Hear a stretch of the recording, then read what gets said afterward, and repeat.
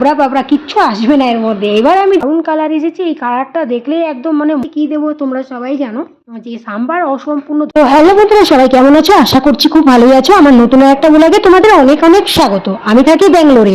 এখানে এসে কিন্তু আমি ব্যাঙ্গালোরের মানুষদের কাছ থেকে, মানে সাউথ ইন্ডিয়ান মানুষদের কাছ থেকে শিখেছি সাম্বার বানানো। তো এখানে এসে আমি প্রথম সাম্বার বানানোটা ট্রাই করেছি। তার আগে বাপের বাড়িতে থাকতে কখনো ট্রাই করিনি, আমি বাপের বাড়িতে সাম্বার বানাইও না। তো যাই হোক, আমি সাম্বারের জন্য কিন্তু ভেন্ডি সাম্বার বানাবো বলে ভেন্ডিগুলোকে কিন্তু ফ্রাই করে নিলাম তেলে, তোমরা দেখতেই পেলে। এইদিকে চাপিয়ে দিয়েছি ভাত, আর এইদিকে চাপিয়ে দিয়েছি ডাল। এবার সাম্বারের জন্য তুর ডাল এখানে বলে, আমাদের ওখানে সেটা হরড়ের ডাল বলে। যাই হোক, আমি তুর ডাল বলে বলেই আমার অভ্যাস হয়ে গেছে এখন।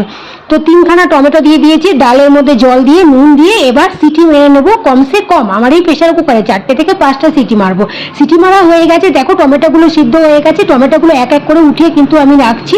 এর জন্য নিয়ে নিচ্ছি যে এই টমেটোর মধ্যে ফিউরিটা আমি এভাবে চেপে হাতা দিয়ে চেপে বের করবো টমেটোর যে জুসটা, এই জুসটাই কিন্তু আমি ডালের সঙ্গে অ্যাড করব। বন্ধুরা দেখো, এভাবে ডালের সঙ্গে অ্যাড করে নিলাম। আর কি টমেটোর যে বীজ ছাবড়া পাবড়া কিচ্ছু আসবে না এর মধ্যে। এবার আমি দেখো ভেন্ডিটা যে ভেজে রেখেছি সেই ভেন্ডিটাও ডালের সঙ্গে অ্যাড করে দিলাম। এভাবেই কিন্তু আমি সাম্বার বানাই বন্ধুরা। কালারটা দেখো বন্ধুরা, কি দারুণ কালার এসেছে। এই কালারটা দেখলেই একদম মানে মন ভরে যায়, মনে হয় কি এখনই খাই। এত সুন্দর কালার, একটা গ্রিন কালার, অরেঞ্জ কালার, দারুণ লাগে।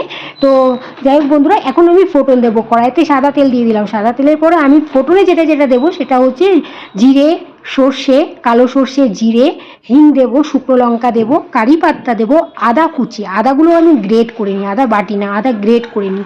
আদা কুচি দেবো। তারপরে কিন্তু আমি মির্চি পাউডার, সাম্বার পাউডার, আমচুর পাউডার সব কিন্তু এক এক করে অ্যাড করব। পাশে হচ্ছে ফুলকপি আলু ভাজা।